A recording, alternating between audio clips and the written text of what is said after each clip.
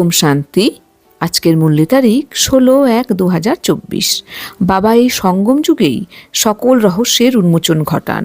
তিনি বলেন, বাস্তবে ভারতবাসীরা হলো আদি সনাতন দেবী দেবতা ধর্মের। সত্য আর ত্রেতা যুগে ভারতবাসী কত অল্প থাকে, এরপর দাপর কলিযুগে বৃদ্ধি হয়ে যায়। যারা সম্পূর্ণ 84 জন্ম গ্রহণ করেছে তারা অবশ্যই পুরনো ভক্ত হবে। অল্প ভক্তি করলে জ্ঞানও অল্প ধারণ করবে আর অল্পকেই বোঝাতে পারবে।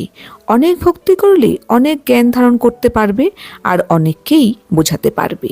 বাচ্চারা, তোমরা জানো যে আমরা মৃত্যুলোকে পড়ছি, পথ পাবো এই অমরলোকে। এই পুরুষোত্তম সঙ্গম যুগ অত্যন্ত ছোট। এই সময়েই বাবা আসেন পড়ানোর জন্য।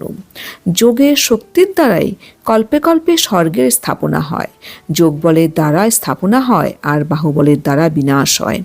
বাবা তাই বলেছেন, মিষ্টি বাচ্চারা, তোমরা এখানে বনবাসে রয়েছ। ভালো ভালো পোশাক পরিধান করা, ভালো ভালো খাবার খাওয়া, এই ধরনের শখ বাচ্চারা তোমাদের হওয়া উচিত নয়।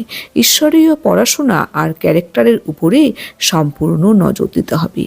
বাবা আমাদের বুঝিয়ে বলছেন যে এখন আমাদের সব কিছু থেকে মন বুদ্ধিকে সরিয়ে নিয়ে এসে আমাদের এখন ঈশ্বরীয় পঠন পাঠন আর আমাদের কিন্তু দৈবিক ক্যারেক্টার যাতে আমাদের মধ্যে পরিলক্ষিত হয়, আমাদের কিন্তু এখন সেই ব্যাপারে কিন্তু অবশ্যই অ্যাটেনশন দেওয়া উচিত। সেই কারণে কিন্তু বাবা আমাদের অ্যালার্ট করিয়ে বলছেন যে আমাদের আত্মা তো অনেক দিন হলো আমাদের সেই পরম ধাম থেকে এসেছে। আমরা আত্মা এখন জন্মবায় নিতে নিতে আমরা এখন বনবাসের মধ্যে কিন্তু একরকম এসে পড়েছি। তাই বাবা বলছেন যে আমাদের এখন এরকম কোনো আশা রাখা উচিত না যে আমরা ভালো ভালো পোশাক পরিধান করে ভালো ভালো আমরা খাবার দাবার গ্রহণ করব, অবশ্যই না। আমাদের এখন সবসময় এরকম একটা অ্যাটেনশন থাকা উচিত যাতে আমরা সবসময় ঈশ্বরীয় পঠন পাঠনে যুক্ত থেকে আমরা যাতে আমাদের মধ্যে যে দৈবিক ক্যারেক্টার পরিলক্ষিত হয়, আমাদের কিন্তু এখন চালচলন অ্যাক্টিভিটি এরকমই আমাদের হওয়াটা উচিত। এটাই কিন্তু আজকে বাবা আমাদের গাইডলাইন দিচ্ছেন। প্রশ্ন, জ্ঞান রত্নে সর্বদা ভরপুর থাকার কারণ কি? উত্তর, দান। যত অন্যকে দান করবে ততই নিজে ভরপুর থাকবে। বুদ্ধিমান সেই যে নিজে শুনে ধারণ করবে, তারপর অন্যদের দান করবে। বুদ্ধিরূপী ঝুলিতে যদি ছিদ্র থাকে তাহলে বেরিয়ে চলে যাবে, ধারণা হবে না।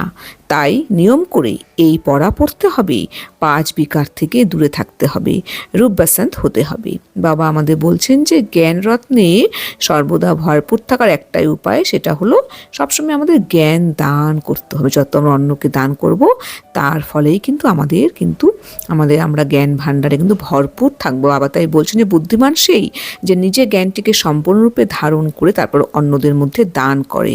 কিন্তু যদি বুদ্ধিরূপী ঝুলিতে যদি কোনো ছিদ্র থাকে তাহলে কিন্তু আমাদের কিন্তু জ্ঞান আর আমাদের মধ্যে থাকবে না, এটা কিন্তু বেরিয়ে চলে যাবে, আমাদের কোনো ধারণাও হবে না। বাবা তাই বলছেন, এটার উপায় বলেছেন তোমরা নিয়ম করে পড়াশোনা ভালো মতো করো এবং 5 বিকার থেকে নিজেকে দূরে রাখো। রূপ বাস্তান তোমাদের হতে হবে, অর্থাৎ জ্ঞানী আর যোগী তোমরা যদি আত্মা হয়ে ওঠো তাহলে অবশ্যই কিন্তু তোমরা জ্ঞান ধারণ করে অন্যদের মধ্যে কিন্তু জ্ঞান দান করবে। তার ফলে কিন্তু তোমরা জ্ঞান রত্নে সর্বদা ভরপুর হয়ে থাকতে সক্ষম হবে। मीठे मीठे सिकिलादे बच्चों प्रति मात पिता बाप दादा का याद प्यार और गुड मॉर्निंग। रूहानी बाप की रूहानी बच्चों को नमस्ते। हम रूहानी बच्चों की रूहानी बाप दादा को याद प्यार गुड मॉर्निंग और नमस्ते नमस्ते नमस्ते। ধারণার জন্য মুখ্য সার নাম্বার 1, রূপবাসন্ত হয়ে নিজের বুদ্ধিরূপী ঝুলি সর্বদা অবিনাশী জ্ঞান রত্নে ভরপুর রাখতে হবে। এই বুদ্ধিরূপী ঝুলিতে যেন কোনো ছিদ্র না হয়, জ্ঞান রত্ন ধারণ করে অন্যকে তার দান করতে হবে। বাবা কিন্তু আজকে আমাদের বারবার স্মরণ করিয়ে দিচ্ছেন যে আমাদের রূপবাসন মানে জ্ঞানী যোগী হতে হবে। জ্ঞানী যোগী হলেই তার ফলেই কিন্তু আমাদের বুদ্ধিরূপী ঝুলি কিন্তু সর্বদা কিন্তু অবিনাশী জ্ঞান রত্নে ভরপুর থাকবে। আমাদের বুদ্ধিরূপী ঝুলিতে কোনো রকম ছিদ্র কিন্তু থাকবে না এবং আমরা জ্ঞান রত্ন ধারণ করে অন্যকেও কিন্তু অবশ্যই দান করতে পারবো। নাম্বার 2, স্কলারশিপ নেওয়ার জন্য খুব ভালোভাবে পড়াশোনা করতে হবে, সম্পূর্ণ নির্বাসনে থাকতে হবে, কোনো প্রকারের শখ রাখবে না, নিজে সুগন্ধিত ফুল হয়ে অন্যকেও বানাতে হবে। স্কলারশিপ অর্থাৎ 100% আমরা সব বিষয়ে পাশ করতে পারি, আমাদের সেরকমভাবে স্কলারশিপ নেওয়ার জন্য কিন্তু আমাদের খুব ভালোভাবে কিন্তু ঈশ্বরীয় পঠন পাঠনে সবসময় যুক্ত থাকতে হবে। আর কি বাবা বলছেন যে কোনো প্রকারে তোমাদের কিন্তু ব্যর্থ কোনো শখ তোমাদের মধ্যে থাকাটা এখন উচিত নয়। আমরাও যাতে নিজেরা সুগন্ধিত ফুল হয়ে অন্যকে বানাতে পারি, আমাদের কিন্তু সেই চেষ্টা সবসময় তৎপর থাকতে হবে। সুগন্ধিত ফুল মানে আমরা যে দেহ অভিমানের বশীভূত হয়ে যে আমরা বিকারে যে আমাদের মধ্যে যে বিকার দেখা দিয়ে সেই বিকার থেকে মুক্ত রেখে আমাদের সুগন্ধি কিন্তু ফুল হতে পাওয়া বলেছে। অর্থাৎ যত আমরা জ্ঞানকে ধারণ করব, যোগযুক্ত অবস্থায় থাকবো, তার ফলে কিন্তু আমাদের মধ্যে থেকে কিন্তু সব রকমের কাঁটা অর্থাৎ কাঁটারূপী বিকার কিন্তু আমাদের মধ্যে থেকে কিন্তু ভস্ম হয়ে যাবে। তখনই কিন্তু আমরা সুগন্ধিত ফুলে উঠতে সক্ষম হব এবং অন্যকেও কিন্তু আমরা সেটি বানাতে অবশ্যই পারব। বরদান, পরিস্থিতি রূপী মেঘকে দেখে ঘাবড়ে যাওয়ার পরিবর্তে সেকেন্ডে ক্রস করে থাকা সিদ্ধিস্বরূপ হব। বাবা বলছেন তোমরা যে কোনো রকমের পরিস্থিতি দেখে ঘাবড়ে যেও না। ঘাবড়ে যাওয়ার পরিবর্তে সেটিকে তোমরা জ্ঞানের দ্বারা তোমরা কিন্তু সেকেন্ডে ক্রস করে তোমরা সিদ্ধিস্বরূপ আত্মা হও। স্পষ্টীকরণ, কোনো বাচ্চা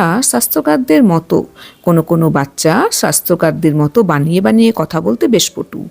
এমন বানিয়ে বানিয়ে কথা বলতে থাকে যে শুনে বাবারও হাসি এসে যায় কিন্তু অন্যরা তাতে প্রভাবিত হয়ে যায়।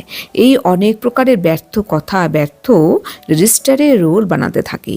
তার থেকে তীব্র বেগে উড়ে যাও, ইনোসেন্ট হও, বাবাকে দেখো, পরিস্থিতিকে দেখো না। এই সব পরিস্থিতি হলো মেঘের মতো, এগুলোকে সেকেন্ডে ক্রস করবার বিধির দ্বারা সিদ্ধিস্বরূপ হও। বাবা বলছেন যে অনেক এরকম বাচ্চা আছেন যারা কিন্তু খুব বানিয়ে বানিয়ে কথা বলতে পটু। তো সেরকম বাচ্চা দেখে বাবার কিন্তু খুব হাসি পায় কিন্তু অন্যরা কিন্তু তাদের প্রভাবিত হয়ে যায়। বাবা তাই বলছেন যে এরকম ব্যর্থ কথা থেকে তোমরা নিজেকে তোমরা দূরে সরিয়ে রেখে তোমরা ইনোসেন্ট হও। তোমরা এই ব্যর্থর মধ্যে নিজেকে ডুবিয়ে দিও না। তোমরা বাবাকে দেখো, পরিস্থিতিকে দেখো না। পরিস্থিতি তো আসবেই, কিন্তু বাবা যদি সাথে থাকে আমরা সবসময় কিন্তু ওভারকাম করতে অবশ্যই পারবো। বাবা তাই বলছেন যে তোমরা এই পরিস্থিতিকে দেখে ঘাবড়ে যাওয়ার পরিবর্তে সেগুলোকে তোমরা ক্রস করবার বিধির দ্বারা সিদ্ধিস্বরূপ আত্মায় উঠতে সক্ষম হও। স্লোগান, যে কোনো বিষয়ে কোশ্চেন মার্ক তোলা অর্থাৎ ব্যর্থের খাতা সূত্রপাত হওয়া। বাবা বলছেন যে এই জ্ঞানের ব্যাপারে যে কোনো বিষয়ে যদি আমরা কোনো রকমের কোশ্চেন তুলি তার অর্থই কিন্তু হলো আমরা ধীরে ধীরে কিন্তু ব্যর্থের দিকে কিন্তু এগিয়ে চলছি, ব্যর্থের খাতার কিন্তু আমরা সূত্রপাত করতে যাচ্ছি। সুতরাং বাবা বলছেন কখনোই তোমরা সংশয় বুদ্ধি না হয়ে সবসময় তোমরা নিশ্চয়ই বুদ্ধি হয়ে থাকো, তার ফলে কিন্তু তোমাদের বিজয় অবশ্যই হবে। ওম শান্তি।